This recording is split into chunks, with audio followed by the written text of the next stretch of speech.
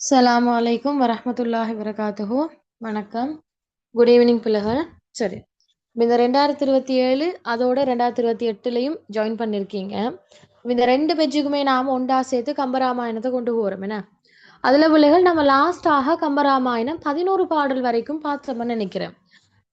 கேள்வி வினாண்ட அடிப்படையில நாம 11 பாடல்கள் பார்த்தோம். சரியா? 11 தானே லாஸ்டா பார்த்தது, பாருங்க. ஓ டீச்சர். ஆ சரி. அப்ப இன்றைக்கு பிள்ளைகள் நாம பார்க்க வேண்டிய பாடல் 12வது பாடலா இருக்குது. சரியா? ஆறு ஒன்று தொடக்கம் 5 வரையான பாடல் நான் யூடியூப்ல போட்டேன்னு நினைக்கிறேன். 6ல இருந்து 11 வரையும் போடணும், நான் போடுறேன். அதோட இந்தியோட சேர்த்தே போடுறேன்னு பார்த்துக்கொள்ளணும். சரியா? போன கிளாஸ் ஜாயின் பண்ணா இன்றைக்கும் நிறைய புதிய புள்ளிகள் வந்திருக்காங்க தானே. அப்ப அவங்களுக்கு அந்த வீடியோஸை யூடியூப்ல போய் பார்க்கலாம். ஓகே, இப்ப நாம் என்ன செய்யணும்டா பிள்ளைகள், 12வது பாடல் இருந்து பார்க்க வேணும். அதாவது குகன் தண்ட படை வீரர்களுக்கு இட்ட கட்டளைகள் என்ற தலைப்பின் கீழே வரக்கூடிய பாடல்களை பார்க்கணும். சரி, அப்ப நாம பிள்ளைகள் உங்களுக்கு தெரியும், நம்மட கிளாஸ்ல கம்பராமாயணம் எப்படி படிக்கிறோம்னு சொன்னா வெறும் பாட்டு பொருள்னு படிக்காம கதை அமைப்புல படிக்கிறோம் என்ன. இப்ப நாம ஒவ்வொரு கிளாஸ்லயும் ஒவ்வொரு கதை சொல்லிட்டு தான் வரோம் ஒவ்வொரு பாடலுக்கும். அது உங்களோட மனதில் அப்படியே இருக்குதுன்னு. எனவே நாங்க இந்த 12வது பாடலை பாக்குறது முதல் கொஞ்சம் நாம இதுக்கு முன்ன நடந்த விஷயங்களை கொஞ்சம் பார்த்துட்டு வருவோம். சரி, ஓகே. ஞாபகம் இருக்குதா போன கிளாஸ் வந்த பிள்ளைகளுக்கு இதுக்கு முன்ன சொன்ன ஒவ்வொரு பாடலுக்குமான கதைகள்? ஓ டீச்சர். ஆ ஓகே, அதோட சாராம்சத்தை சொல்றேன். என்னன்னு சொன்னா என்ன அடுத்த பகுதியில எல்லாம் பார்க்க வேணும், டைம் குறைய. ஓகே, என்ன நடக்குதுண்டா பிள்ளைகள், இந்த கைகைட சூழ்ச்சியின் காரணமாக கங்கை கரைக்கு போன ராமன் என்ன செய்யறான்டா, அப்படியே காட்டுக்கு போறான். கங்கை கரையை கடந்து ராமன் என்ன செய்யறான், காட்டுக்கு போறான். அப்ப ராமன் காட்டுக்கு போன செய்தியை கேட்டு பின்பு கேகய நாட்டிலிருந்து திரும்பி வர பரதன் என்ன செய்யறான்டா, பாக்குறான். தன் அண்ணனுக்கு ஒரு தவறு ஒன்று நடந்துட்டுன்னு, தன் காரணமாக தன் தாயின் காரணமாக தன் அண்ணனுக்கு ஒரு தவறு ஒன்று நடந்துட்டு. என்ன செய்ய வேணும், இந்த தவறு நடந்துட்டுன்னு சொன்னா நான் அதை திருத்த வேணுமே. என்னால் தானே நடந்தது, நான் எனக்கு ஆட்சி தரப்போய்தான் அண்ணன் இப்படியான சூழ்நிலையில் இருக்கிறார். அண்ணன் என்ன செய்யறான், இப்படியான சூழ்நிலையில் இருக்கிறான்னு சொல்லி பரதனுக்கு சரியான கவலை. ஐயோ, இன்னாலதானே இந்த கொடூரம் அவனுக்கு நடந்தது, இப்படியெல்லாம் கஷ்டப்படுறது என்னாலதானே.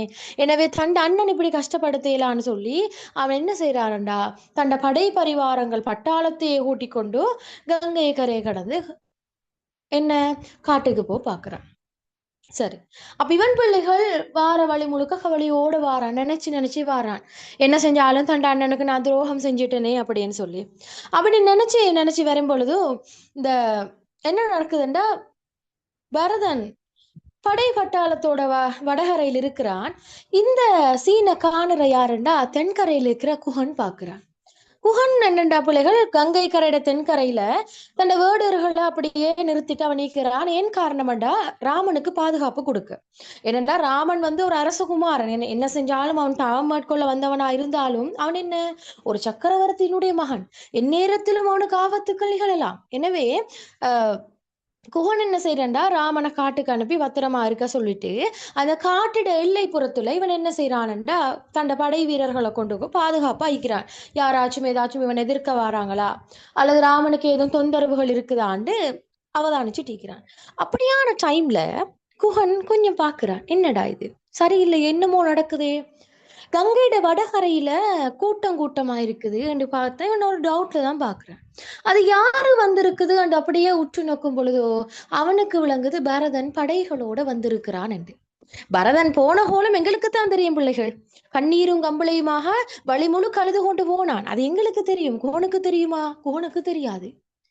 அவன் போன தோற்றம் எங்களுக்கு தெரியும், மரபுரியோட போனான். எப்படி ராசகுமாரன் ஒரு, அதாவது ராசகுமாரனாக அணிகலன்கள் அணிஞ்சு கொண்டிருக்கக்கூடிய பரதன் என்ன செஞ்சான், மரம் இலைகுலிகளால கொண்டு வரப்பட்ட அந்த மர உரி எடுத்து கொண்டு வைத்திருக்கிறான். ஏன்? அதுக்கான காரணம், தன் அண்ணனும் அந்த ட்ரெஸ்ல தானே அங்க இருப்பான் காட்டுல, எனவே நானும் அப்படித்தான் போவேன். எனவேதான் பரதன் அப்படியான தோற்றத்திலாம் வந்தான். ஆனா இதெல்லாம் குகனுக்கு கண்டதா? குகன் காண இல்ல. குகனுக்கு விளங்குது ஏதோ அந்த வடகரையில பரதனும் தண்ட படைகளும் பட்டாளங்களோட வந்திருக்குதுன்னு விளங்குது. இந்த பரதண்ட முகத்தில் இருந்த கவலையும் விளங்க இல்ல, பரதண்ட தோற்றமும் விளங்க இல்ல. சரியா?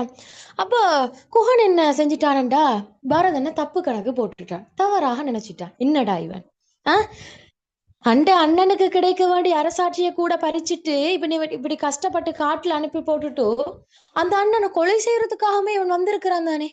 அவனோட போரிட்டு கொலை செஞ்சு நிரந்தரமான அரசாட்சி எடுத்துக்கொள்ளத்தானே வந்திருக்கிறான். இவன் கேவலமான ஒரு தம்பி இல்லையா? எந்த குடும்பத்திலேயாவது இப்படி ஒரு செயல் நடக்குதாண்டு குவன் சரியான கோபம் கொள்றான். இவனெல்லாம் ஒரு தம்பியா?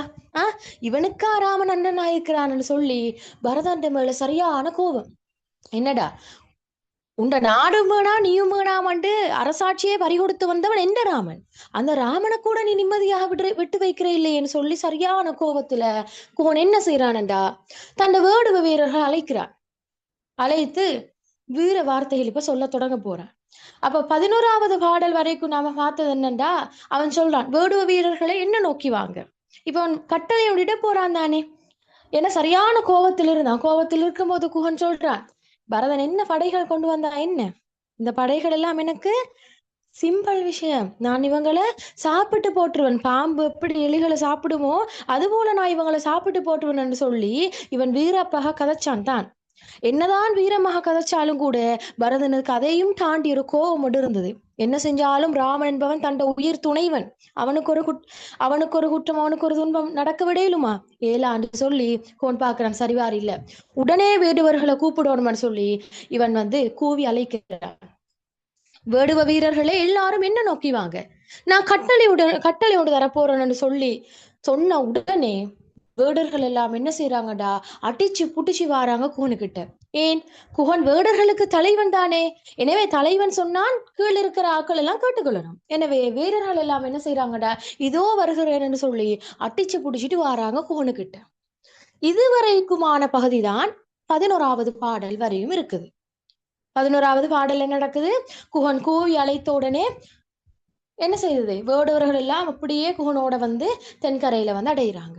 இதுதான் 11வது பாடல் வரைக்கும் நடந்த விஷயம். இப்ப நாம பார்க்க போறது 12வது பாடல்ல இருந்து நடக்க போற விஷயம் என்னது பார்க்க போறோம். அப்ப லாஸ்டா நடந்தது உங்களுக்கு தெரியணும். கதையில நாம எந்த அளவு தூரத்துல நிப்பாட்டினம் தெரியணும், எதுல இருந்து தொடங்க போறோம் தெரியணும். அப்பதான் உங்களுக்கு கதை அப்படியே தொடர்ச்சியாக மனதில் என்ன செய்யும், பதியும். சரியா போல? அப்ப 12வது பாடல் என்ன நடக்க போகுதுண்டா, கூப்பிட்டான் தானே, வீரர்களே வாங்க, நான் அவங்களுக்கு ஒரு கட்டளை சொல்ல போறேன் என்று சொன்னான். இப்ப அந்த அவன் சொன்ன கட்டளை என்னன்றத 12வது பாடல பார்க்கலாம். சரியா? இது வரைக்கும் விளங்கினதான்னு சொல்லுங்க.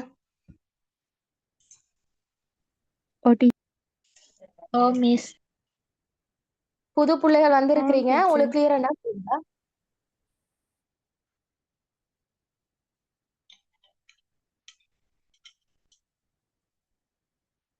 ஓகே, அவ தொடர்ச்சியா பார்க்கலாம். பாருங்க, ஒவ்வொரு கேள்வி படிச்சு முடி, அதுல இருந்து வினாக்களை பார்ப்போமா? ஓகே, 12வது கேள்வி பாருங்க. குகன் தன் படை துணைவரான வேடுவருக்கு இட்ட கட்டளைன்னு தந்திருக்கிறாங்க. அப்ப கட்டளைகள் கேட்டேன்னு சொன்னா பிள்ளைகள் 2 பாடல்கள் நீங்க முக்கியத்துவம் கொடுக்கணும். ஒன்று 12வது கேள்வியை போடணும், 12வது பாடலை போடணும், அதே மாதிரி 13வது பாடலையும் நீங்க போடணும். சரியா? அப்ப கட்டளைகள் கேட்டு 2 பாடல்கள் தான் இருக்குது. சரி, பாருங்க 12வது பாடலை பார்ப்போமா?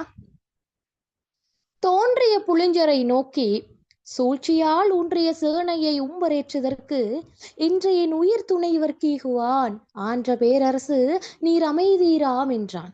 இது யாரு சொன்னது? குகன் சொன்னது வேடுவ வீரர்கள்கிட்ட. இப்படி தோன்றிய புளிஞரை நோக்கி சூழ்ச்சியின் ஊன்றிய சேனையை உம்பரேற்றுதற்கு இன்றைய உயிர் துணைவர் கீகுவான் ஆன்ற பேரரசு நீர் அமைதீராம் என்றான் என்ற பாடல் தான் இதுல இருக்கு. சரியா? இதோட பொருளை நான் பார்ப்போம். பாருங்க, தோன்றிய புளிஞ்சரை நோக்கி, அதாவது தன்னால் அழைக்கப்பட்டு தன் முன்னே வந்திருந்தாங்க தானே அந்த வேடுவ வீரர்கள், அதைத்தான் சொல்றாங்க பிள்ளைகள் தோன்றிய புளிஞ்சரை நோக்கி. இப்படி தான் அழைத்ததன் காரணமாக தன் முன்னாலே தோன்றிய புளிஞ்சரை நோக்கி, வேடுவ வீரர்களை நோக்கி இவனை போன்று சொல்ல போறான். என்னன்னு பார்ப்போம். பாருங்க, சூழ்ச்சியின் ஊன்றிய சேனையை உம்பரேற்றுதற்கு. சூழ்ச்சியின் ஊன்றிய சேனை என்ற அர்த்தம் என்னடா பிள்ளைகள்? ராமனை வெல்லும் சூழ்ச்சியோடு படையெடுத்து நிற்கிறாங்களே இந்த பரதன், இப்ப குகண்ட மனநிலை என்ன? இப்ப நமக்கு தான் தெரியும் பிள்ளைகள் பரதன் பாவம் கவலையோட வந்திருக்கிறான். இது குகனுக்கு தெரியுமோ? குகனுக்கு தெரியா. குகன் என்ன நினைச்சிட்டு இருந்தான்? ராமனை வெல்றதுக்காக, ராமனை கொல்றதுக்காகத்தான் இந்த பரதன் படையெடுத்து வந்திருக்கிறான்ன்றது குகண்ட மனநிலை. அப்ப குகன் என்ன சொல்றான் வேடுவர்கள் கிட்ட? இதோ வேடுவர்களை பாருங்க, பாருங்க, இதோ அங்க இருக்காங்க தானே அந்த பரதண்ட படைகள், எப்படி ராமனை வெல்வதற்கு பெரியோரு சூழ்ச்சியோட திட்டம் போட்டு வந்திருக்கிறாங்க தானே இந்த பரதண்ட படைகள். அந்த படைகளை அல்லது அந்த சேனைகளை உம்பரேற்றுதற்கு, உம்பரேற்றுதற்குன்னா என்ன அர்த்தம்? அவர்களை கொண்டு வீர சுவர்க்கம் ஏற்ற செய்வதற்கு விரும்பினேன். இல்லைங்கதா? அப்போ குகன் வந்து வேடுவ வீரர்கிட்ட சொல்றா, வேடுவ வீரர்களை இங்க வாங்க, நான் உங்ககிட்ட ஒரு கட்டளை ஒன்று சொல்ல போறேன். என்ன தெரியுமோ? அதாவது நம்மட ராமன் இருக்கிறான் தானே, இந்த ராமனை கொலை செய்ய வேணும், அவனை வெல்ல வேணும் என்ற சூழ்ச்சியோட தான் இந்த பரதண்ட படைகள் வந்திருக்கிறாங்க. ஆனா நான் விடுவனா? நான் விட மாட்டேன். நான் என்ன செய்ய போறேன்? ராமனை வெல்வதற்காக வேண்டி வந்த அந்த பரதண்ட சேனைய நான் அவங்கள கொண்டு வீர சுருக்கம் அடைய வைக்க போறேன் என்று சொல்லி வேடுவ வீரர்களை கிட்ட சொல்றான். பாருங்க, உம்பரேற்றுதற்கும் என்ற என் உயிர் துணைவர்க்கு ஈகுவான் ஆன்ற பேரரசு நீர் அமைதீராம் என்றார். அதாவது ஆன்ற பேரரசு, இந்த நிரம்பி அரசாட்சி இருக்குதே, வேடுவ வீரர்கள்கிட்ட கதைக்கிறது யாரு? குகன் கதைக்கிறது. இந்த நிரம்பி அரசாட்சி இருக்குது எது? அயோத்தி ஆளக்கூடிய அரசாட்சி இருக்குதல்லோ, அதை நான் என்ன செய்ய போறேன்டா, இந்த பரதனை கொண்டுட்டு அவனை வீர சுருக்கம் அனுப்பினதுக்கு பிறகு அந்த நிரம்பி அரசாட்சிய, அந்த பூரணமான அரசாட்சிய நான் என்ன செய்ய போனேன்? என் உயிர் போல நான் பாக்குற என் ராமனுக்கு நான் கொடுக்க போறேன். விளங்கினதா? முதலாவது நான் என்ன செய்ய போறேன்? ராமனை வெல்கின்ற சூழ்ச்சியோடு வந்திருக்கிற பரதண்ட படைய நான் வந்து வீர சுருக்கம் அடைய வைக்க போறேன். வீர சுருக்கம் அடையணும்னா முதல்ல இறக்கணும். அப்ப என்ன செய்யணும்? அவனை கொலை செய்ய போறேன். கொலை செஞ்சு போட்டுட்டோ அவனுக்கிட்ட இருக்குதானே இப்ப இந்த நிரம்பி அரசாட்சி, அதை எடுத்து நான் என்ன செய்வேன்? எந்த உயிர் போல நான் பாக்குற என்ற ராமட கையில நான் கொடுத்துட போறேன் என்று சொல்லி வேடுவ வீரர்களுக்கிட்ட சொல்றான். ஆன்ற பேரரசு நீர் அமைதீராம் என்றான். எனவே நீங்களும் அதற்கு சம்மதிப்பீர்களாக என்று பரதன் கூறினானா. சாரி, பரதன் அல்ல, குகன் கூறினானா. அவ குகன் சொல்றான், பிள்ளைகள் பாருங்க, ஒரு தலைவனா இருந்தா இப்படித்தான் இருக்கணும். தான் எடுத்த முடிவான் சரின்னு சொல்லி இதெல்லாரும் செய்யுங்கன்னு சொல்லாம என்ன செய்யணும்? வேடுவ வீரர்களே, நான் இப்படி ஒன்று நினைச்சிக்கிறேன், இதுக்கெல்லாம் நீங்க ஒத்துப்பீங்களோ என்று கேட்கணும். என்ன, அதுதான் உண்மையான தலைவன் அடையாளம். ஒரு தலைவனா இருந்தா பிள்ளைகள், இங்க வா, நான் இதைத்தான் நினைச்சுக்கிறேன், நீங்க எல்லாரும் போய் செய்யுங்க, இப்படி சொன்னா அது தலைவனுக்குரிய மரியாதை அல்ல. ஒரு நல்ல தலைவனா இருந்தால் அது எப்படி இருக்கணும் தெரியுமா? இந்த குகனை போல் இருக்கணும். பாருங்க, குகண்ட நோக்கம் என்ன? பரதனை கொலை செஞ்சு போட்டுட்டு பரதனுக்கிட்ட இருக்கிற அரசாட்சியை ராமனுக்கு கொடுக்க வேணும். ஆனால் அந்த நோக்கத்தை எப்படி கேட்கிறான்னு பாருங்க. இப்படி நான் விரும்பிக்கிற வேடர்களே, நீங்க விருப்பமோ, நீங்க சம்மதிப்பீர்களோ என்று கேட்கிறான். பாருங்க எந்த அளவு ஒரு தலைமைத்துவம் இவன்கிட்ட இருக்கிறான். என்னதா? எனவே இப்படியான நுணுக்கமான விஷயங்களை நீங்க கம்பராமாயணத்துல நோட் பண்ணிக்கொண்டு போகணும். இல்லைங்கனதா? இந்த பாடல குகன் வந்து சிறந்த தலைமைத்துவம் கொண்டவனுக்கு மிகச்சிறந்த உதாரணமா எடுக்கலாம். என்னதான் வேடுவ வீரனா இருந்தாலும் தலைமையில அவன் மிகச்சிறந்தவன். சரியோ? அப்ப ஒட்டுமொத்தமா பொருளை பாருங்க. குகன் சொல்றான், தன்னை சூழ்ந்து வந்த வேடர்களை நோக்கி ராமனை வெல்லும் சூழ்ச்சியுடன் வந்து நிலை பெற்றிருக்கும் இந்த பரதனுடைய படையை விண்ணுலகு ஏற்றுவதற்கு நான் நினைத்துள்ளேன். மேலும் இந்த நிரம்பி அரசாட்சியை என்னுடைய உயிர் போன்ற தோழனாகிய ராமனுக்கு தருவதற்கும் நான் விரும்பினேன். எனவே நீங்களும் இதற்கு சம்மதிப்பீர்களா என்று குகன் கேட்டான்.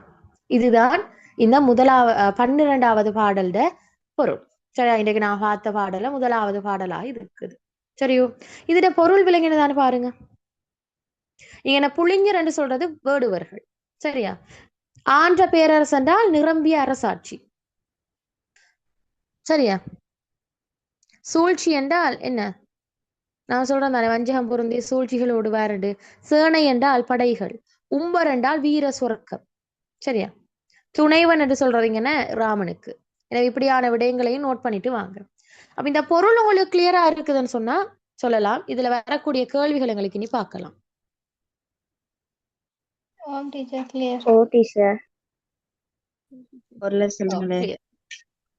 பொருளை ரிட்டன் சொல்லவா?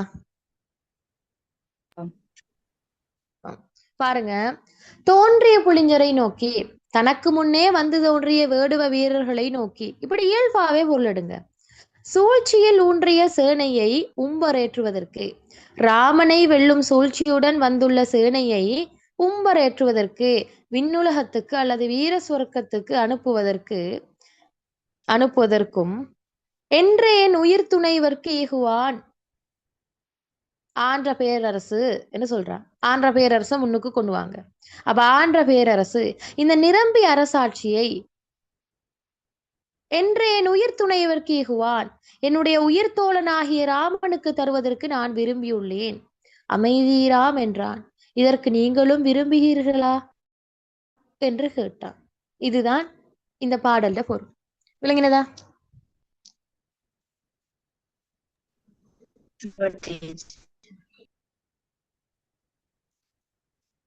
சரியோ? இலகுவா பொருளிடுங்க. சரியோ? சரி. அப்ப இதுல கேட்கலாம் பிள்ளைகள், கேள்விகள் நோட் பண்ணிக்கொள்ளணும். முதலாவது கேள்வி கேட்கலாம், இந்த பாடல் இடம்பெறுகின்ற சந்தர்ப்பம் என்னன்னு கேட்கலாம். என்ன சந்தர்ப்பம் போடலாம்? நான் சந்தர்ப்பம் எழுதுறது காட்டி தந்திக்கிறேன். என்ன போடலாம்?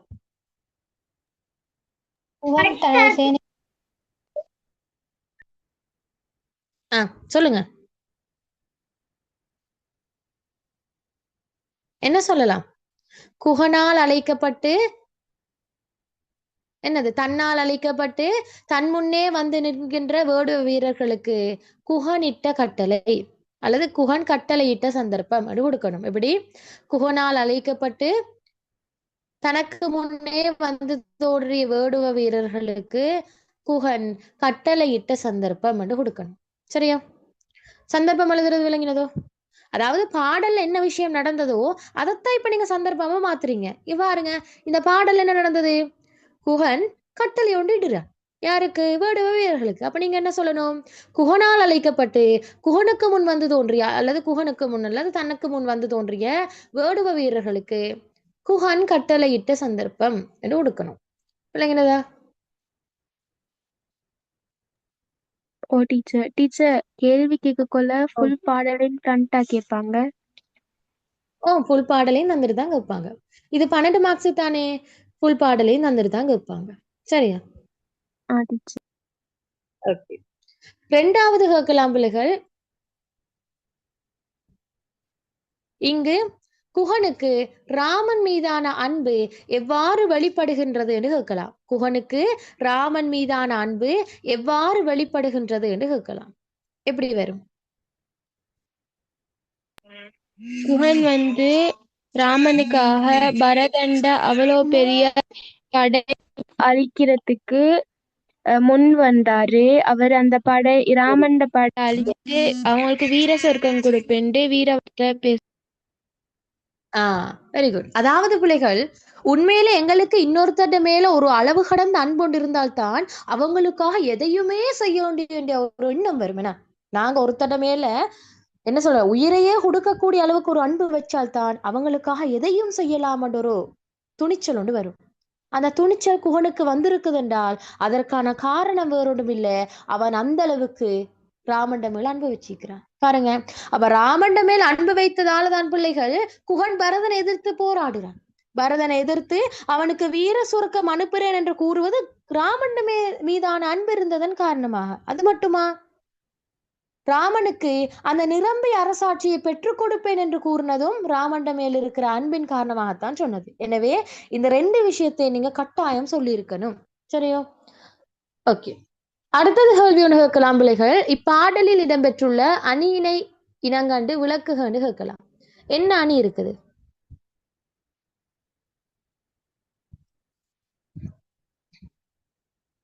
அணி இருக்குதோ? ஒரு பாடல் பார்க்கும் பொழுது நீங்க 3 விஷயங்கள் பார்க்கணும்: சந்தர்ப்பம், அணிகள், நபர்களோட சிறப்புகள். அது குகண்டையா இருக்கலாம், சீதைடையா இருக்கலாம், சாரி ராமண்டையா இருக்கலாம், இலக்குமணன், பரதன், சுமந்திரன், இப்படிப்பட்டவர்களோட சிறப்புகள் சொல்லி இருக்குதான்னு பார்க்கணும். சரி, இப்ப ரெண்டாவது பாருங்க, இதுல வந்து அணிகள் இருக்குதோன்னு பாருங்க.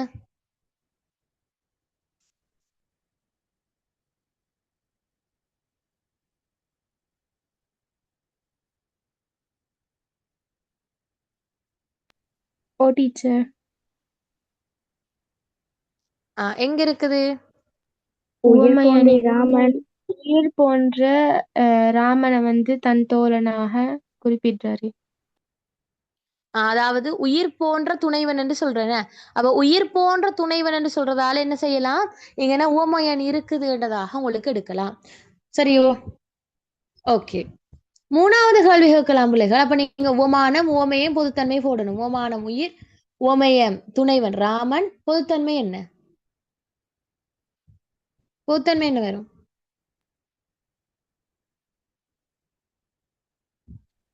பொதுத்தன்மை என்ன வரும் பிள்ளைகள்? ம் பண்பு அதாவது உவமானத்துக்கும் உவமயத்துக்கும் இடையிலான பொதுவான தன்மையை தான் நீங்க கொடுக்கணும். சரி, ஓகே. அடுத்த கேள்வி கேட்கலாம். இங்க குகண்ட சிறப்புகள் அல்லது ராமண்ட சிறப்புகள் சொல்லி இருக்குதான்னு பாருங்க.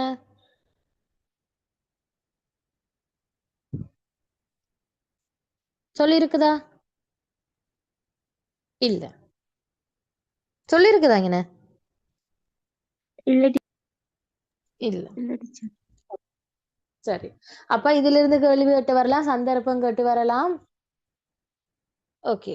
அடுத்தது பிள்ளைகள் இங்க பொருள் விளக்கங்கள் கேட்டு வரலாம். பாருங்க, புளிஞ்சர் என்பவர் யாருன்னு கேட்கலாம். புளிஞ்சர்கள் என்ற அர்த்தம் வேடர்கள். இங்க துணைவன் என்பவன் யாருன்னு கேட்கலாம். துணைவர் யாரு? ராமன். ராமன். ஓகே. அப்ப இந்த பாடல இருந்து இப்படிப்பட்ட கேள்விகள் தான் கேட்கலாம். இது கங்கல கேள்விகள் மிச்சம் இல்ல. சரியா? இப்ப நாம 13வது கேள்விக்கு போவோம். 13வது கேள்வியும் பிள்ளைகள் கட்டளையிடக்கூடிய ஒரு கேள்வியா தான் இருக்குது. சரியா? இப்ப 12வது பாடல இருந்து படிக்கிற பிள்ளைகளுக்கு முன்பகுதிகள் கிளியர் இல்லாம இருக்கலாம். அப்ப கிளியர் இல்லாத பிள்ளைகள் இன்றைக்கு என்கிட்ட கேளுங்க, நான் யூடியூப் லிங்க போடுறேன்னு பாருங்களா. அதுல தெளிவா சொல்லி தந்திருக்கிறேன். ஓகே. 13வது பாடல பார்ப்போம். பாருங்க. துடையறி நெறிகளும் துறையும் சுற்றுற ஒடியறி அம்பிகள் யாதும் மோட்டலீர் கடியறி கங்கையின் கரை வந்தோர்களை பிடியறி படையனா பெயர்த்தும் கூறுவான் என்று குகன் தண்ட வேடுவ வீரர்களுக்கிட்ட சொல்றாங்க. பாருங்க, துடையறி நெறிகளும் துறையும் சுற்றுற. அவன் சொல்றான் துடியறி. துடியறி என்ற அர்த்தம் வரைகளை முழங்குங்கள். அவன் சொல்றான், வேடுவ வீரர்களை என்ன பார்த்துட்டு இருக்கீங்க? பரதன் வந்திருக்கிறான் நம்மட ராவன் எதிர்க்கிறதுக்காக வேண்டி, எனவே உங்களோட போர் பறைகளை நீங்க முழங்குங்கோன்னு சொல்றான். அப்ப துடி எறி, துடி என்றா பறைகள், எறி என்றா முழங்குங்கள். அப்ப துடி எறி, உங்களுடைய பறைகளை நீங்க முழங்குங்கோ, அது அடிங்க, பறை அடிங்க. நெறிகளும் துறையும் சுற்றுற. நெறிகளும் என்றால் அவங்கள் வரக்கூடிய வழிகள். நெறி என்றா என்ன அர்த்தம்? வழி என. அப்ப நெறிகளும் என்றா அவர்கள் வரக்கூடிய வழிகளையும் சுற்றுற. சுற்றுறன்னா என்ன அர்த்தம்? சாரி, நெறிகளும் துறையும் சுற்றுற. என்ன? நெறிகளும் துறையும் சுற்றுற. அப்ப துறை என்று சொல்றதே நீர்த்துறைகள். என்னடா பிள்ளைகள், அவங்க கங்கையார கடந்துதானே வரணும். கங்கையார கடந்தால் தான் என்ன செய்யலாம்? தென்கரைக்கு வரலாம். எனவே அவங்க வரக்கூடிய வழியா இருக்கட்டும், அவங்க கடந்து வரக்கூடிய இந்த நீர்த்துறைகளா இருக்கட்டும், எல்லாத்தையுமே அழிச்சிடுங்க. பாருங்க, துடியறி வேடுவர்களே உங்களுடைய போர் வரைகளை நீங்க முழங்குங்கோ சொல்றான். தொடர்ந்து சொல்றான், நெறிகளும் துறையும் சுற்றுற அவர்கள் வரக்கூடிய வழிகளா இருக்கட்டும், அவர்கள் கடந்து வரக்கூடிய இந்த கங்கை துறையா இருக்கட்டும், அது எல்லா பக்கத்துல நீங்க என்ன செய்யணுமா? அதை அழித்து விடுங்கோ, அவங்கள வர வைக்காதீங்க என்று சொல்றான். சரியா? கடியறி. கடியறி என்ற என்ன அர்த்தம்? அதோடு இருக்குதுன்னா ஓகே, வெயிட். பாருங்க, நெறிகளும் துறையும் சுற்றுற அவர்கள் வரக்கூடிய வழிகளையும் அவர்கள் கடந்து வரக்கூடிய நீர்த்துறைகளையும் அழித்து விடுங்கள். அம்பிகள் யாதும் ஓட்டலீர், அவர்களுக்காக யாரும் தோணிகளை செலுத்தாதீங்கோன்னு சொல்றான். இதுல ஒரு விஷயம் இருக்குது பிள்ளைகள். அதாவது எவங்களாக இருந்தாலும் இந்த கங்கை கரையை கடந்து போக வேண்டுமெண்டா தோணி தேவை. சரியா? நடந்து போயில தானே ஆறுல தோணி தேவை. அந்த கங்கை கரையை கடப்பதற்கான எண்ணிலடங்காத தோணிகளும் அதை கடப்பதற்கான திறனும் யாருக்கிட்ட இருக்குது என்றால் இந்த குகனுக்கிட்ட தான் இருக்குது. எனவே எவங்களாயிருந்தாலும், எந்த பெரிய வீரராயிருந்தாலும் கங்கை கரையை கடக்க வேணுமா இருந்தால் குகண்ட உதவி இல்லாமல் அந்த கங்கை கரையை கடக்கிறதுன்றது ஒரு எட்டாக்கணி. இல்லைங்கண்ணா, எட்டாக்கணி. அது ஒரு நாளும் மேல யாரா இருந்தாலும் கங்கை கரையை கடக்கும் பொழுது இந்த குகண்ட உதவி தேவைப்படத்தான் செய்யும். எனவே அது குகனுக்கு தெரியும். நீ கடந்து வரணும்டா எந்த தயவு உனக்கு தேவை, நான் உனக்கு தருவனா? இல்ல, நான் தரமாட்டேன். ஏன் நீ என்ற ராவண கொல்ல வாராய், அப்ப நான் உன்னை காப்பாத்தி இந்த கங்கை கரையை கடக்க வைக்கணுமா? இயலா, முடியாதுன்னு சொல்றான். எனவேதான் வேடுவர்களுக்கு ஒரு கட்டளையிடுறான். வேடுவர்களே, அம்பிகள் யாதும் ஓட்டலீர்.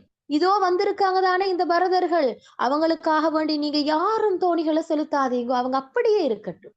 அவங்க எப்படி அப்படியே இருக்கட்டும், அவர்களுக்காக யாரும் தோணிகளை செலுத்தாதீர்கள். அம்பிகள் என்ற தோணிகள் என்ற அர்த்தம். சரியா? கடியேறி கங்கையின் கரை வந்தோர்களை, கடியேறி கங்கையின் கரை வந்தோர்களை, அதோட அர்த்தம் பிள்ளைகள், இந்த மனம் வீசக்கூடி இந்த கங்கை கரையில வந்தவர்களை பிடியுங்கள். பாருங்க, கடியேறி கங்கையின் கரை வந்தோர்களை பிடி. அதாவது இந்த மனம் கமலக்கூடி இந்த கங்கை ஆற்றுல பக்கத்துல அந்த வடகரையில் இருக்காங்க தானே அந்த பரதர்கள், அவர்களோட படைகள், அவங்க எல்லாருமே பிடியுங்கோ, அவங்க எல்லாருமே பிடியுங்கள். எரிபட என பெயர்த்தும் கூறுவான், அவர்கள் அழியும்படி வெட்டுங்கள். அவர்கள் என்ன அழியும்படி வெட்டுங்கள் என்று சொல்றான். சரியா? நம்ம பாருங்க, இதுல ஒட்டுமொத்தமான பொருளை பார்த்தோன்னு சொன்னா, வேடுவர்களே என்ன செய்யறான், உங்களுடைய போர் படைகளை நீங்க முழங்குங்க, நீங்க சும்மா இருக்காதீங்க, நீங்க போர் படைகளை முழங்குங்க. அதோ அந்த பரதர்கள் இருக்காங்க தானே, அவங்க வரக்கூடிய வழிகளும் சரி, அவங்க கடந்து வரக்கூடிய இந்த நீர்த்துறையும் சரி, எல்லாத்தையுமே அழித்து விடுங்க. அவங்க வர முடியாத அளவுக்கு நீங்க அழித்திடுங்க. மேலும் அவர்கள் கடப்பதற்கு வேடுவர்களை நீங்க யாரும் தோணிகளை கொடுக்காதீங்க, அவங்க அப்படியே இருக்கட்டும் என்று சொல்றான். தொடர்ந்தும் சொல்றான், இந்த மனம் வீசக்கூடிய கங்கை கரையில வந்தவர்களை பிடியுங்க, அவங்க அழியும்படி நீங்க வெட்டுங்கள் என்று சொல்லி குகன் என்ன செய்யறான், தண்ட கட்டளைய சொல்லி முடிக்கிறான். சரியா? இதுதான் குகன் தண்ட வேடுவ வீரர்களுக்கிட்ட கட்டளைகளாக காணப்படுது. சரியா?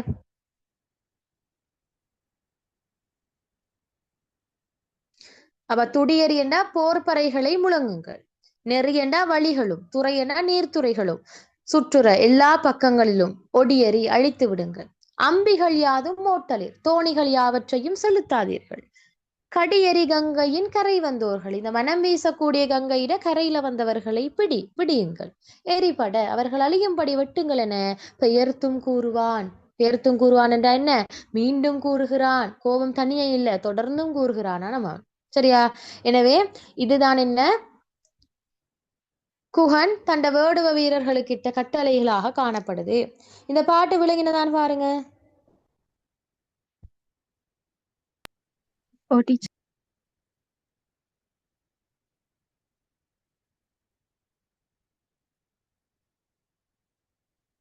ஓகே, சரி, நம்ம கேள்விக்குள்ள போவோமா? Okay teacher. ஓகே, பார்ப்போம். சரி, இதுல முதலாவது கேட்கலாம் பிள்ளைகள், இந்த பாடல் இடம்பெற்ற சந்தர்ப்பம் கேட்கலாம். என்ன சந்தர்ப்பம் வரும்?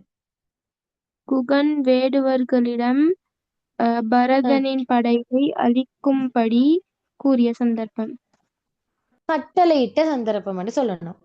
குகன் தனக்கு முன்னே வந்திருக்கின்ற வேடுவ வீரர்களை நோக்கி கட்டளையிட்ட சந்தர்ப்பம் என்று சொல்லணும். சரியா? அடுத்த இன்னொரு கேள்வி கேட்கலாம் பிள்ளைகள், குகன் தண்ட வேடுவ வீரர்களுக்கிட்ட கட்டளைகள் யாவை என்று கேட்கலாம்.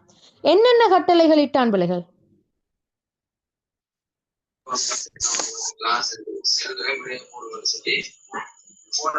என்னென்ன கட்டளைகள் இட்டான்?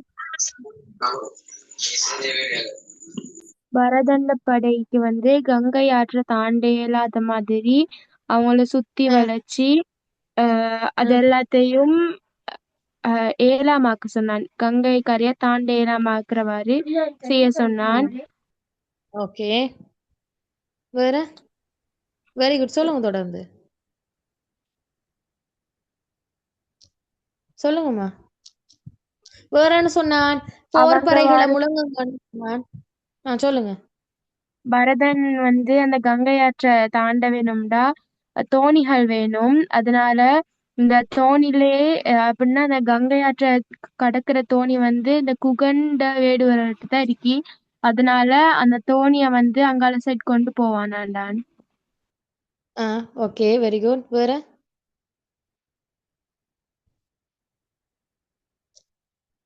வேற என்ன சொன்னான்? இந்த கங்கையின் கரையில் இருக்கிறவர்களை பிடியுங்கள்னு சொன்னானா இல்லையா? அவர்கள் அழியும்படி வெட்டுங்கள்னு சொன்னான். எனவே இதெல்லாம் என்ன, குஹன் தன்னை வேடுவ வீரர்களுக்கிட்ட கட்டளைகளாக காணப்படுது. சரியோ, இது கிளியரான பாருங்க.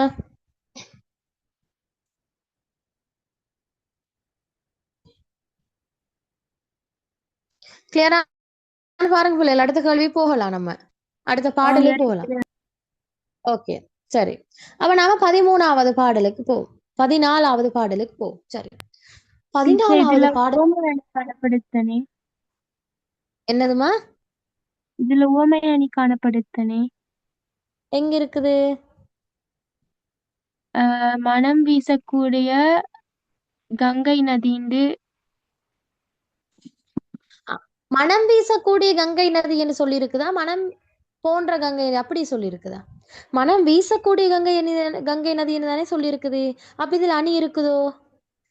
இல்ல டீச்சர், இங்க அணி இல்ல. சரியோ, இங்க அணி இல்லையா? ஓகே சரி, அடுத்தது பிள்ளைகள் என்ன நடக்குதுண்டா, குகனுக்கு இன்னும் கோபம் தனியவே இல்லை. குகனுக்கு என்ன இன்னும் கோபம் தனிஞ்ச மாதிரி இல்லை. கட்டளையிடுறான் வீர அவசியத்தோட. வைத்து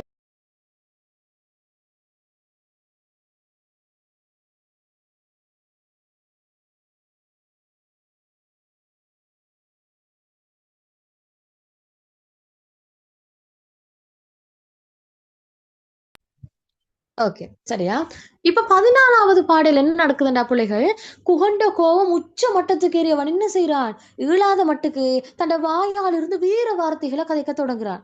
பரதனை இப்படி எதிர்க்கணும், இப்படி குத்தோணும், அவனை வெட்டோணும், கொல்லணும்னு சொல்லி வீர வார்த்தைகள் கூற தொடங்குறான். இப்ப பாருங்க, இப்ப நாம சாதாரண மனுஷர்களும் கூட எங்களுக்கு ஒருத்தர் மேல் அந்த அளவு வெறுப்பு அல்லது அந்த அளவு கோபம் இருந்தடா நாம ஒரு கட்டத்துல சொல்லுவோம் எனக்கு இப்படி செய்யணும் அப்படி செய்யணும்னு. அதையும் தாண்டி ஒரு கோபம் இருந்தன்னு சொன்னா நாம என்ன சொல்லுவோம்? வீரமா கதைக்கிறவனா, அவன் விரட்டுமே நான் அவனை வெட்டுவன், அவன் விரட்டுமே அவனோட கையை உடைப்பன் அப்படின்னு சொல்லி நாம் என்ன செய்வோம்? வீர வார்த்தைகளை சொல்ல தொடங்குவோம். அதே மாதிரி நம்மட குகனும் என்ன செய்யறான், அவனுக்கு சரியான கோபம், தணிக்க முடியாத ஒரு கோபம் பரதண்ட மேல. எனவேதான் அவனுக்கு இருந்த அந்த பரதண்ட மீதான கோபம் இப்ப என்ன நடக்குது, தன்னை வாயால வீர வார்த்தைகளாக அது வெளிப்படுது. பரதன், நீ வாவி, உனக்கு நான் செய்யறேன் வேலை, உன்னை வெட்டுவன் குத்துவன் சொல்லி இப்ப தொடர்ச்சியாக அவர் வீர வார்த்தைகள் சொல்ல போறாரு. இப்ப நாங்க அதை பார்ப்போமா. எனவே குகன் தன்னை வேடர்கள் முன்னுக்கு கூறின வீர வார்த்தைகள் இந்த பாடல் இருந்துதான் தொடங்குது. அப்ப நல்லா அவதானிக்கணுமா, 12வது பாடலும் 13வது பாடலும் குகனிட்ட கட்டளைகள். கட்டளைகள் இட்டதுக்கு பிறகு அவனுக்கும் இன்னும் சரியான கோபம் தனியா இல்லை. அவன் என்ன செய்யறான், கடைசியில தன் வாயிலிருந்து வீர வார்த்தைகளை வெளிக்கொட்டுகிறான். சரியா, எனவே அந்த வீர வார்த்தைகள் எல்லாம் 14வது பாடல்ல இருந்தான் தொடங்குது. உங்களுக்கு ஒரு கேள்வி கேட்டு வரலாம், குகன் தண்ட வேடுவ வீரர்கள் முன்னிட்ட வேறு வார்த்தைகள் என்னண்டு? அப்ப நீங்க எங்க இருந்து எழுதணும் என்றால் 14வது பாடல்ல இருந்து எழுதணும். சரியோ, அப்ப படிக்கும் பொழுதே ஒவ்வொரு பாட்டா நீங்க உடைச்சு உடைச்சு படிக்கணும். சரியா, தொடர்ச்சியா படிச்சுட்டு போகாம எந்த பகுதிக்குள்ள எது வரும், இந்த கேள்விக்கு இதுதான் விட வரும்னு சொல்லி பிரிச்சு பிரிச்சு தலைப்பு போட்டு போட்டு படிச்சீங்கன்னு சொன்னா உங்களுக்கு ஈஸியா இருக்கு. சரியோ, ஓகே. 14வது பாடல் பாருங்க. அஞ்சன வண்ணன் என் ஆருயிர் நாயகனாலாமே, வஞ்சனையால் அரசு எய்திய மன்னரும் வந்தாரே, செஞ்சரம் என்பன தீ உமிழ்கின்றன செல்லாவோ, உஞ்சி இவர் போய்விடின் நாய்க்குகன் என்று என யோதாரோ என்று குகன் தண்ட வேடர்கள் முன்னுக்குள்ள வீர வார்த்தை சொல்றான். பாருங்க, அஞ்சன வண்ணன் குகன் சொல்றான், வேடர்களே என்ற ராமன் எப்படிப்பட்டவன் தெரியுமா, அவன் மெய் போல கருமை நிறமானவன். எப்படி அஞ்சன வண்ணன் என்ன அர்த்தம், மெய் போன்ற கருமையான நிறத்தை உடையவன் தாமா என்ற ராமன் என்று சொல்லி யாரு சொல்றான், குகன் சொல்றான் தண்ட வீரர்களிடம் முன்னிலையில. அஞ்சன வண்ணன், அஞ்சனம் என்ற அர்த்தம் மை. சரியா, அப்ப அஞ்சன வண்ணமனா நிறத்தை கொண்டவன், மெய் போன்ற கருமையான நிறத்தை கொண்டவன் என்னுடைய ராமன், என் ஆருயிர் நாயகன் ஆளாமே. அதோட அர்த்தம் என்ன, என் ஆறுயிர் போன்ற என்னோட அருமையான உயிர் போன்ற நண்பனாகிய இந்த ராமனுக்கு ஆட்சி செய்ய உடையிலேயே இந்த பரதன். சரியான கவலையில சொல்றான். கவலையும் தான் கோபம் தானா, கவலையை தாண்டி ஒரு கோபம் ஒன்று இருக்குது. என்ன சொல்றான், அஞ்சன வண்ணன் என்ற ராமன் எப்படிப்பட்டவன் தெரியுமோ, கருமையான மெய் போன்ற நிறத்தை கொண்டவன் தான் என்ற ராமன். அது மட்டுமா, அப்படிப்பட்ட என்ற உயிர் போன்ற ராமனுக்கு இவன் அயோத்தி ஆட்சி செய்ய கொடுக்க இல்லையே, என் ஆருயிர் நாயகன் ஆளாமே. அதுதான் வெளிப்படுது பாருங்க, என்ற உயிர் போன்ற நாயகனாகிய ராமனுக்கு ஆளாமை ஆட்சி செய்ய விடையில்லையே. வஞ்சனையால் அரசு எய்திய மன்னரும் வந்தாரே. கோன் சொல்றான், சூழ்ச்சியால் அரசாட்சியை பெற்றுக்கொண்ட மன்னன் இதோ பரதன் இருக்கிறான் தானே, அவனும் வந்திருக்கிறான் பாருங்க என்று சொல்லி வடகரையை காட்டுறான். அங்க பாருங்க, வடகரையில ராமனுக்கு கிடைக்க வேண்டிய அரசாட்சிய தண்ட வஞ்சகம் பொருந்திய சூழ்ச்சியால பெற்றுக்கொண்ட பரதன் இருக்கிறான் தானே, அவனும் வந்திருக்கிறான்னு சொல்றான் கோவத்தோட. தொடர்ந்து பாருங்களேன். செஞ்சரம் என்பன தீ உமிழ்கின்றன செல்லாவோ. ஐயோ, என்ற சிவந்த அன்புகள் இருக்குதே, சிவந்த கொதித்து கொண்டிருக்கிற இந்த சிவந்த அம்புகள் இருக்குதே, அதெல்லாம் தீய கக்கி கொண்டிருக்குது. அதுல அர்த்தம் கோவத்துடிச்ச வெளிப்பாட. என்னுடைய சிவந்த அம்புகள் நெருப்பை கக்கி கொண்டிருக்கின்றன, அவையெல்லாம் போகாதோ செல்லாவோண்ட இந்த பரதண்ட மேல போய் அது படாதா என்று கேட்கிறான். உஞ்சி இவர் போய்விடின் நாய்க்குகன் என்று எனையோதாரோ. அதாவது பிள்ளைகள் குகன் கேட்கிறான், வீரர்களே இங்க பாருங்க, என் அம்புகள் எல்லாம் நெருப்ப கக்கி கொண்டிருக்குது, கோவத்தோடு இருக்குது, எப்படா நான் போய் பரதண்ட நெஞ்சில குத்திப்படுவன் என்று. எனவே அந்த அம்புகள் போய் பரதண்ட மார்புல நெஞ்சில போய் படாதா, அவன் அதை வீழ்த்தி விடாதா என்று கோபத்தோடு கேட்கிறான் குகன்.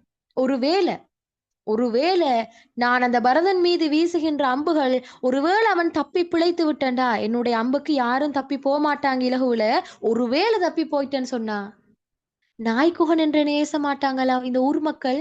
அடே, உனக்கு இந்த வேலையை கூட செய்ய தெரியாதா? அந்த பரதன் வந்திருக்கிறான் அண்ணனை கொண்டுட்டு போகிறதுக்கு. அப்ப உண்ட நண்பனாகிய ராமனை நீ பாதுகாக்க தெரியாம இப்படியோட அம்புக்கு தப்பி பிழைக்க போய்விட்டியேடா. இப்படி என்ன செய்ய விட்டாய்? அந்த பரதனை நீ தப்பி பிழைச்சு போக விட்டாய் தானே என்று என்ன ஊர் மக்கள் ஏச மாட்டாங்களா? நாய்க்குகன் என்ன திட்ட மாட்டாங்களா? எனவே நான் என்ன செய்வேன்?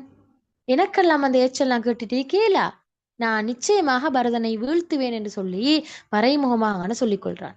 எப்படி வீர வார்த்தையில மறைமுகமா சொல்றான் பாருங்க. பொருளை பாருங்க. ஃபர்ஸ்ட்டுக்கு, அஞ்சன வண்ணன் மெய் போன்ற கரிய நிறத்தை உடைய என் ஆருயிர் நாயகன் ஆளாமே. என் உயிர் போன்ற தலைவனாகிய ராமன் நாடாளாமல் வஞ்சனையால் அரசு எய்திய மன்னரும் வந்தாரே. என்ன செஞ்சான்? வஞ்சனையால் அரசாட்சியை பெற்ற பரதனும் வந்திருக்கிறானே. செஞ்சரம் என்பன தீ உமிழ்கின்றன செல்லாவோ. என்னுடைய சிவந்த அம்புகள் எல்லாம் தீயை கக்கிக் கொண்டிருக்கின்றன, இவையெல்லாம் அந்த பரதனின் மேல் பட்டு செல்லாதோ படாதோ. உஞ்சி இவர் போய்விடின், ஒருவேளை என்னுடைய அம்புகளுக்கு தப்பி பிழைத்து விட்டு இறந்த பரதன் போய்விட்டால் நாய்க்குகன் என்று என்னை ஓதாரோ. இந்த மக்கள் எல்லாம் நாய்க்குகன் கேவலமான குகன் என்று என்னை ஏச மாட்டார்களா என்று கேட்கிறான். யாரு? குகன் கேட்கிறான். சரியோ? அப்ப இதுல முதலாவது வீர உரை இங்கதான் தொடங்குது. அப்ப இதுல என்ன வீரம் வெளிப்படுது? நான் ஒரு நாளும் என் அம்புக்கு தப்பி பிழைத்தவனை போகவும் விடவும் மாட்டேன், இந்த ஊர் மக்களுக்கிட்ட இருந்து நான் பழிச்சொல் கேட்கவும் மாட்டேன், நிச்சயமாக ராமனை கொள்ள வந்த பரதன் என்ற கையால சாக போறான். இதுதான் என்ன குகண்ட வீர வார்த்தையாக இருக்குது இந்த பாடல்ல. இந்த பாடல் விளங்கினதான்னு பாருங்க.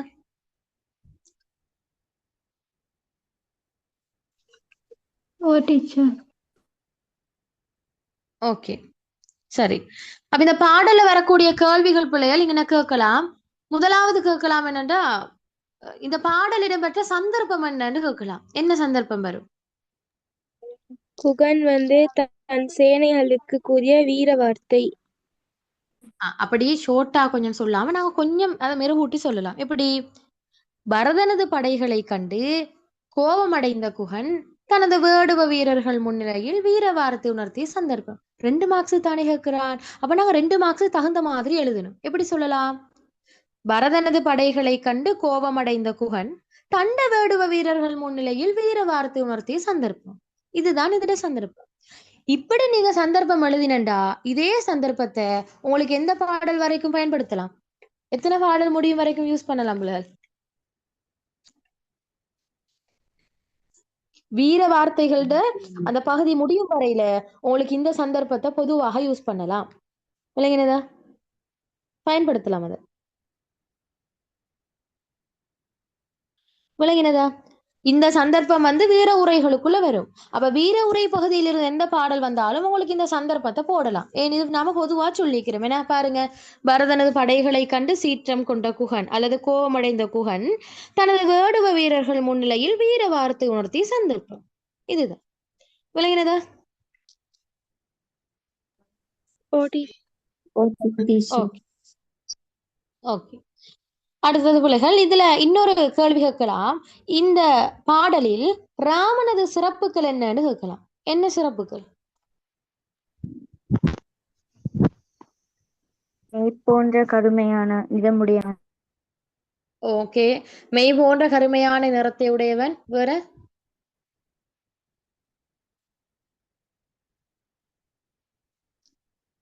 வேற என்ன சொல்லலாம்?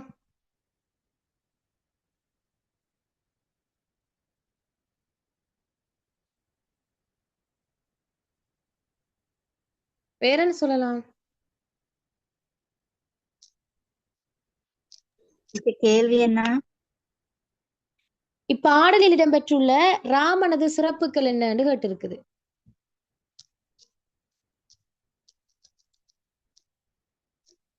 என்ன சொல்லலாம்? ஒன்று மெய் போன்ற கருமையான நிறத்தை உடையவன்.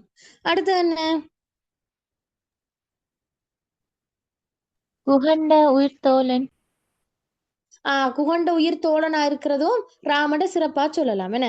ஓகே, வேற என்ன கேள்வி கேட்கலாம்டா பிள்ளைகள்? இப்பாடலில் இடம்பெற்றுள்ள அணிகள் என்னன்னு கேட்கலாம். அணிகள் என்னென்ன வரும்?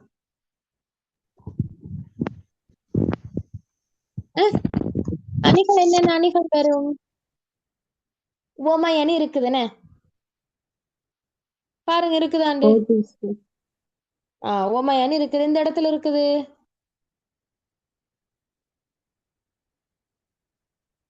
அஞ்சன வண்ணன், மெய் போன்ற கரிய நிறத்தை உடையவன் என்ன? அவ மெய் என்பது உவமானம், உவமேயம் ராமன், பொதுத்தன்மை கருமை என்று எடுக்கலாம். அப்ப நீங்க முதலாக சொல்லணும், அஞ்சனவண்ணன் என்ற வரியில உவமை அணி இடம்பெற்றுள்ளது. அதாவது மெய் போன்ற கருமை நிறமான ராமன் என்பதாக இங்கு ஓமிக்கப்பட்டுள்ளது. இங்கு உவமானம் உவமேயம் பொதுத்தன்மை ஒன்றுக்குள் உண்டா எழுதிட்டு வரணும். சரியா? ஓகே, அடுத்து இன்னொன்னு சொல்றான், என் ஆருயிர் நாயகன், என் உயிர் போன்ற தலைவன் என்று சொல்றான். அப்ப பொதுத்தன்மை உயிர், சாரி உவமானம் உயிர், உவமேயம் ராமன், பொதுத்தன்மை என்ன அருமை என்பதாக கூட போரிடா. சரியா? விளங்கினதா?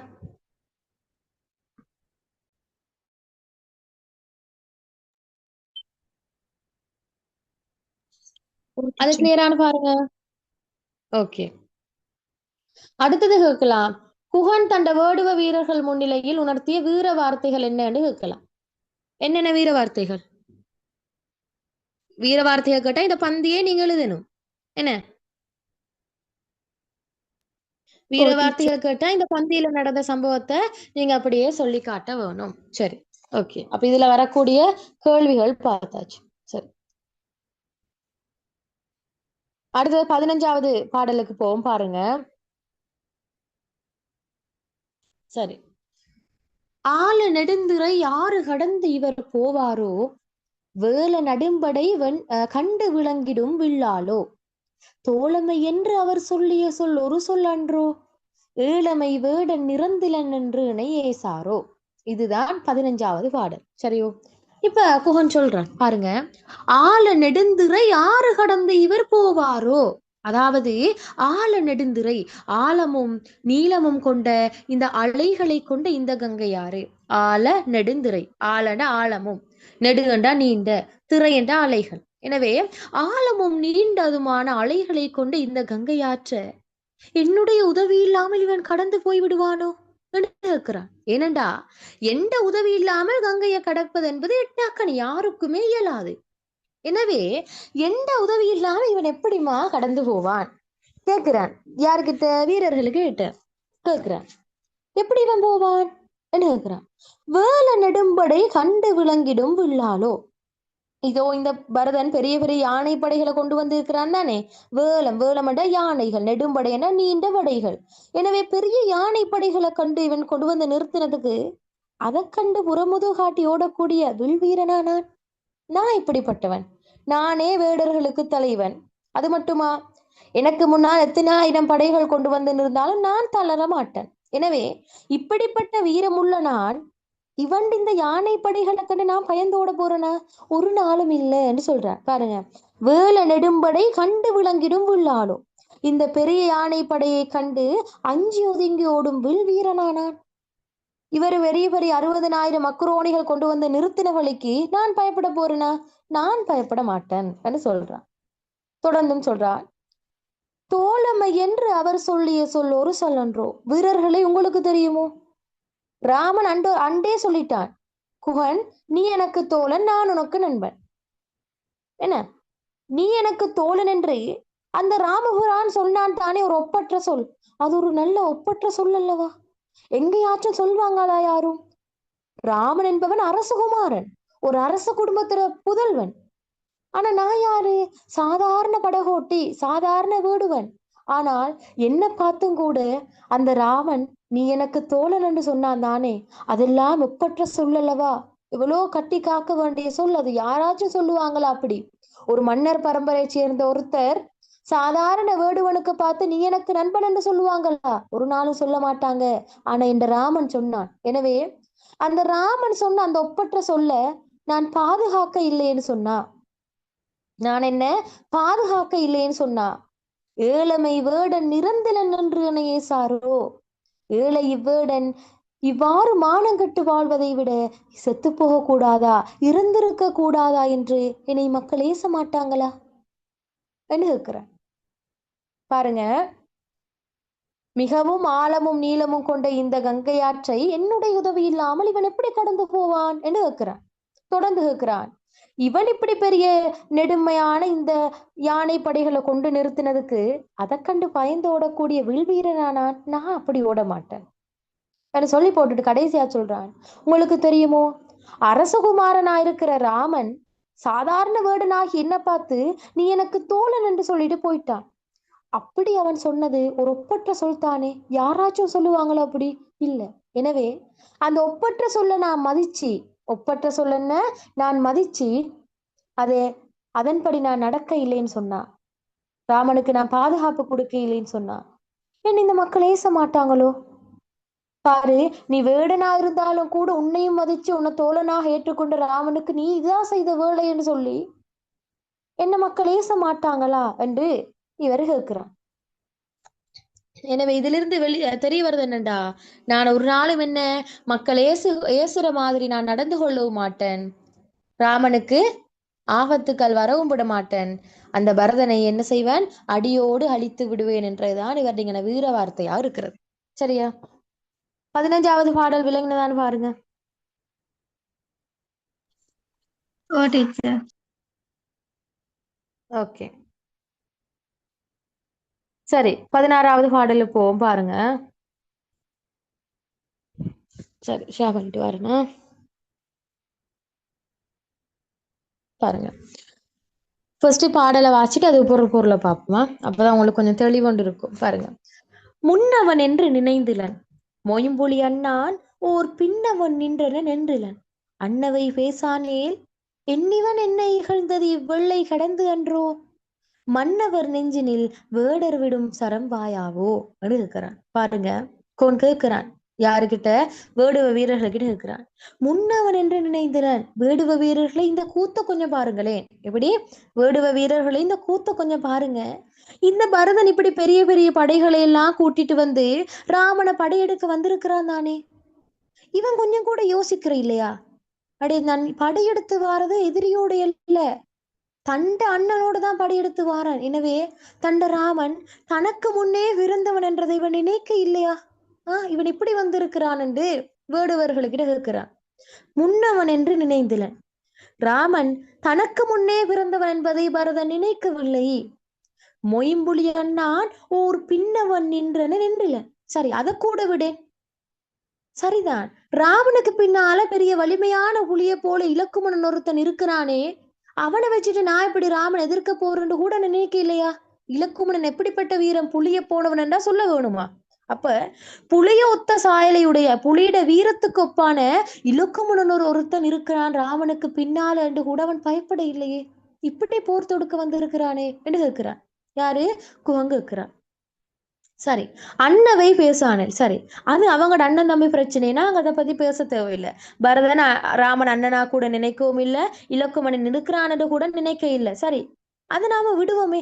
அண்ணவை பேசானேல், அது அவங்களுக்குள்ள இருக்கட்டும், அவை பற்றி நாம பேச தேவையில்லை. ஆனால் என்னிவன் என்னை இகழ்ந்தது இவ்வெள்ளை கடந்து அன்றோ. ஆனால் இவன் என்ன ஒரு பொருளாக கருதாம, என்ன ஒரு பொருட்டாக கருதாமல் எனக்கு எந்த பேசினான், எனக்கு எதற்கு பேசினான் சும்மா? கேக்குறேன் பாருங்க. அவங்க அண்ணனை பத்தி நினைக்காட்டி பரவாயில்ல, தம்பியை பத்தி அவன் நினைக்காவிட்டா பரவாயில்ல, அது அவங்க அண்ணன் தம்பி பிரச்சனை. ஆனால் அவன் என்னையும் ஒரு பொருட்டாக கருதாமல் ஏசினது எதற்கு இருக்கிறான். நான் சும்மா விடுவனா? சும்மா என்ன சீண்டிட்டான், அப்ப நான் சும்மா விடுவனா? இல்ல. என்ன சொல்றேன் பாருங்க. என்னிவன் என்னை இகழ்ந்தது இவ்வெள்ளை கடந்து அன்றோ. சரி, இவனது வீரமெல்லாம் எனது எல்லையை கடந்த பின்பல்லவா நிலை வரும். பாருங்க, இவ்வெள்ளை கடந்து அன்றோ, இவ்வெள்ளை கடந்து அன்றோட அது அர்த்தம் வேண்டா பிள்ளைகள். எந்த இந்த கங்கை கரை இருக்குதானே, எந்த இந்த கங்கை கரையை கடந்ததுக்கு பிறகுதான் இவன் வீரம் தீரம் எல்லாத்தையும் காட்டலாம். சரியா? எந்த கங்கையை கடக்கிறதுக்குள்ள இவனுக்கு வீரத்தை காட்டே இல்லை. ஏன்னா நான் கங்கை எந்த ராச்சியம், எது கங்கை யார் எந்த ராச்சியம் எந்த கோட்டை, நான் விடுவனா இவனை? நான் விட மாட்டேன். அப்போ இவன் உண்மையான வீரத்தை, இவன் வீர தீர செயல்கள் இவன் காட்டணும்டா என்ன கடந்து வைத்துதான் இவன் காட்டணும். ஈஸியா நான் என்ன கடக்க விட்டுருவனா என்று கேட்கிறான். அப்ப அதோட அர்த்தம், நான் ஒரு நாளும் என்ன செய்ய மாட்டேன், என்னை வென்று விட செய்ய மாட்டேன் பரதனுக்குன்னு சொல்றான் பாருங்க.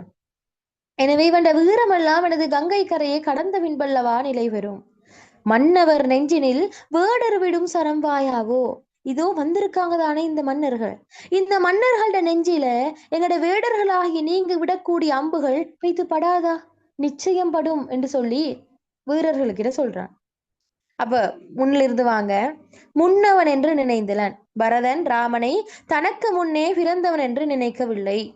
மொயம்புலி அண்ணான் வலிமையான புலியை போன்ற ஒருத்தன் பின்னவன் நின்றனன் என்றுலன் இராமனுக்கு பின்னே இருக்கிறான் என்பதை நினைக்கவில்லை. அன்னவை பேசானேன். சரி, அது இருக்கட்டும், அவை பற்றி பேசாமல் இருக்கட்டும். ஆனால் என்னிவன் என்ன இகழ்ந்தது, என்னையும் ஒரு பொருட்டாக கருதாமல் இவன் இகழ்ந்தது ஏன்? இவ்வெள்ளை கடந்து அன்றோ, இவனுடைய வீரமெல்லாம் இந்த கங்கையை கடந்த பின்புதானே நிலை வரும். ஏன் சும்மா இப்ப என்ன கேசினான் என்ன கேட்கிறான். மன்னவர் நெஞ்சினில் வேடர் விடும் சரம்பாயாவோ. இதோ வேடர்கள் நீங்க இருக்கீங்க தானே, உங்களால வீசப்படுகின்ற அந்த அம்புகள் அதோ பரதண்ட மன்னர்கள்ட மேல போய் படாதா? பரதண்டையும் பரதண்ட படைகளுக்கும் படாதா என்று கேட்கிறான். எனவே இதுதான் 16வது பாடலா காணப்படுற அவனோட வீர வார்த்தையில உச்சம். ஓகே, எனவே இந்த கேள்வியை பொறுத்தவரையில சந்தர்ப்பம் கேட்டா பிள்ளைகள் அதே சந்தர்ப்பம் போடலாம். என்ன? பரதனது படைகளை கண்டு கோபமடைந்த குகன் தனது வேடுவ வீரர்கள் முன்னிலேயே வீர வார்த்தை உணர்த்திய சந்தர்ப்பமாக கொடுக்கலாம். சரி, அடுத்தது கேட்கலாம் பிள்ளைகள், இங்க இருக்கக்கூடிய அணி என்னன்னு கேட்கலாம். அணி என்ன வரும்?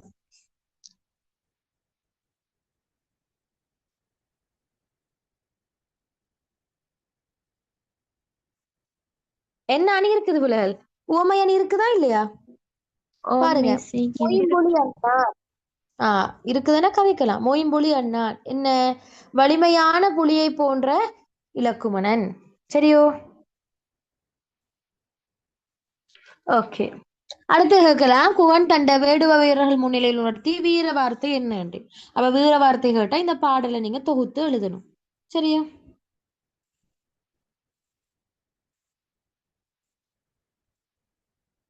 இல்லைங்கனதா?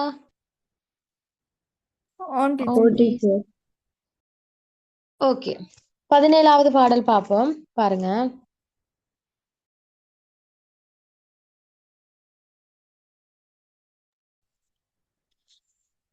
ஷேர் பண்ணிட்டு வரேங்க.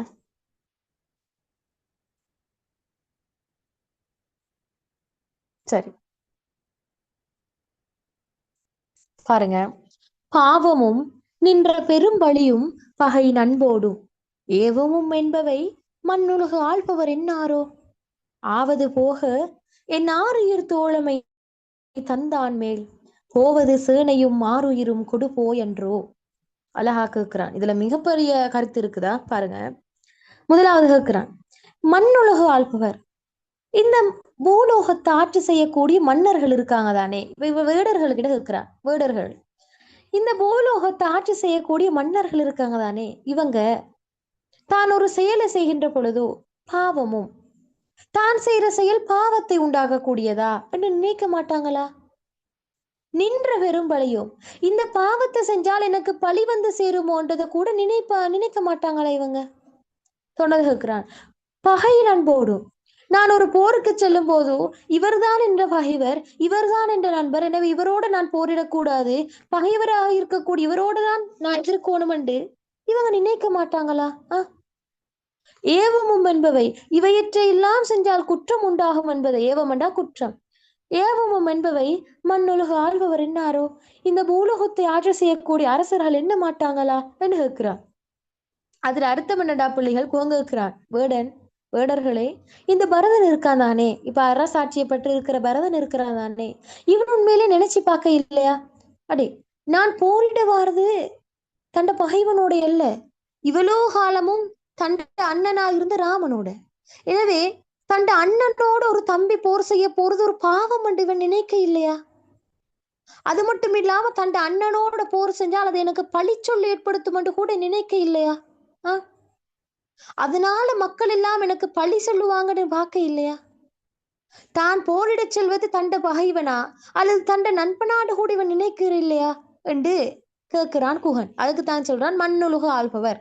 இங்க மண்ணுலக ஆள்பவர்ன்றது உலகத்தை ஆட்சி செய்யக்கூடிய அரசர்கள். அப்ப இதுல யார சொல்றான்னா இந்த பரதனை தான் சொல்லி காட்டுறான். பரதன் இப்படி போர் தொடுக்க வந்திருக்கிறான் தானே, இவர் உண்மையில நினைச்சிட்டு இல்லையா வாரன், மடத்தனமாவா வந்திருக்கிறான், தண்ட அண்ணனோட போர் தொடுக்க வந்திருக்கிறான். எனவே தான் ஒரு செயலை செய்யும் முன்னுக்கு இது பாவமா, இவர் பகைவரா, இவர் என்ற நண்பரா, நான் இப்படி செஞ்சதால் எனக்கு பாவம் வருமா, குற்றம் வருமானு கூட நினைக்கிறேன் இல்லையா என்று குகன் கேட்கிறான். சரியா? தொடர்ந்து பாருங்க. ஆவது போக சரி, வருவது வரட்டும், என் ஆறுயிர் தோழமை தந்தான் மேல். என் ஆறுயிர் தோழமை தந்தான் மேல் என்ற என்ன அர்த்தம்? எனக்கு ஆறுயிர் போன்ற நட்பை தந்த இந்த ராமனை மேல் போவது. மேல் போவதுன்ற என்ன அர்த்தம்?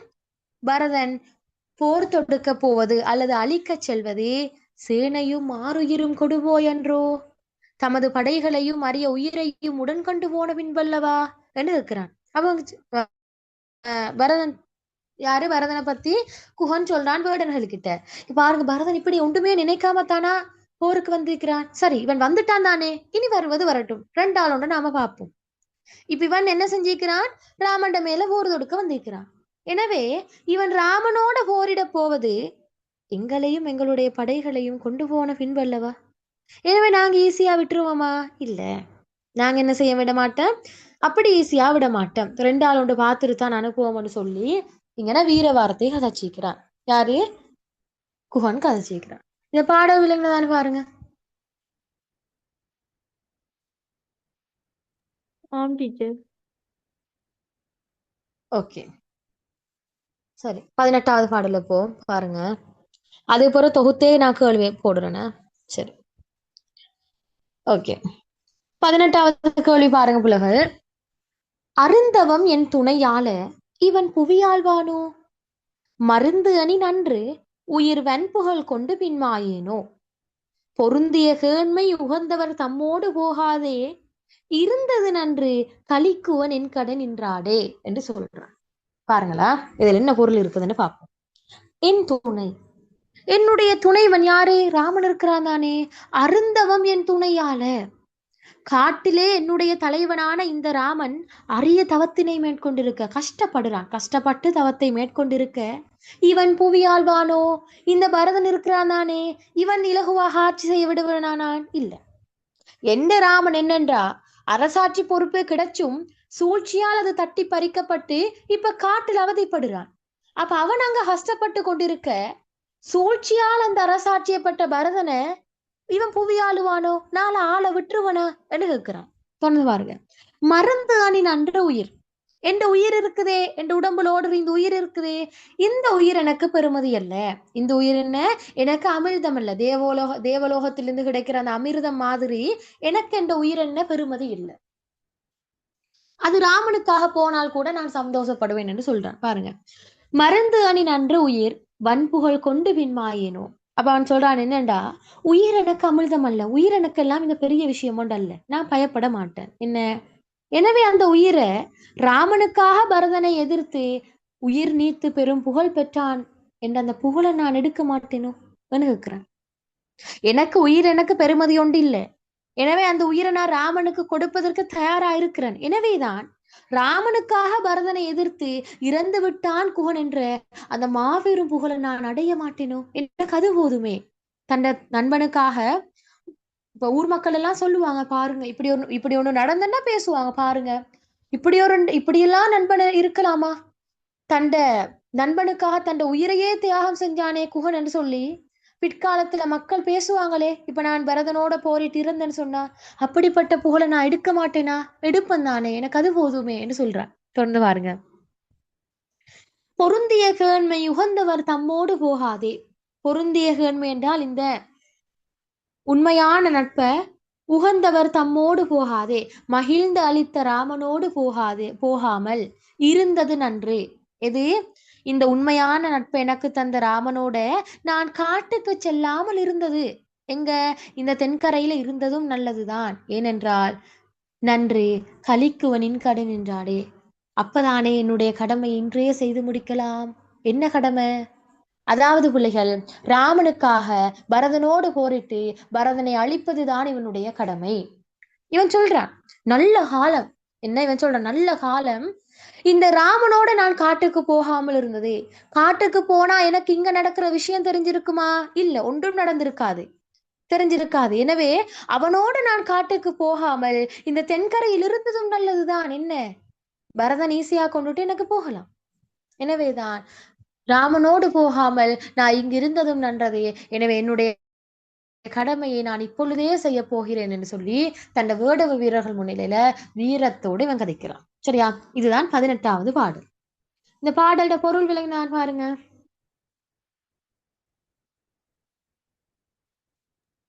மிஸ். என்ன சரி டவுட் இருந்தா கேட்கலாம்.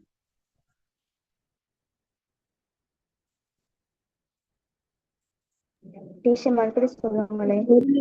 சொல்லுங்களே டீச்சர். ஓகே, பாருங்க. அருந்தவம் என் துணையான காட்டிலே அரியதவத்தை என்னுடைய துணைவனான ராமன் செய்ய ஆளன செய்ய. இவன் புவியாழ்வானோ? இந்த பரதன் நாட்டை ஆட்சி செய்வானோ? மருந்து அணி நன்று உயிர். என்னுடைய உயிர் மருந்து அன்று, அமிழ்தம் அன்று. வன்புகழ் கொண்டு பின்மாயேனோ? வன்புகழ் என்றா நிலை பெற்ற புகழ். ராமனுக்காக பரதனுடன் போரிட்டு குகன் இருந்தான் என்ற அந்த நிலையான புகழை எடுத்துக்கொண்டு நான் இறக்க மாட்டேனோ? மாயேனோடா இறக்க மாட்டேனோ? பொருந்திய கேண்மை உகந்தவர். என்ன? இந்த உண்மையான நட்பை மகிழ்ந்து அளித்தவர். உகந்தவர்னா மகிழ்ந்து அளித்தவரோடு, உகந்தவர் தம்மோடு என்றா மகிழ்ந்து அளித்தவரோடு போகாதே, போகாமல் இருந்தது, இங்கே இருந்ததும் நன்று, நல்லதாய் போயிற்று. கலிக்குவன் என் கடை நின்றாடே. என்னுடைய கடனை கலிக்குவன் கழித்து விடுவேன் இன்றாடே, இப்பொழுதே செய்து முடிப்பேன் என்று சொல்றான். இதுதான் பொருள். இல்லைங்கன்னதா?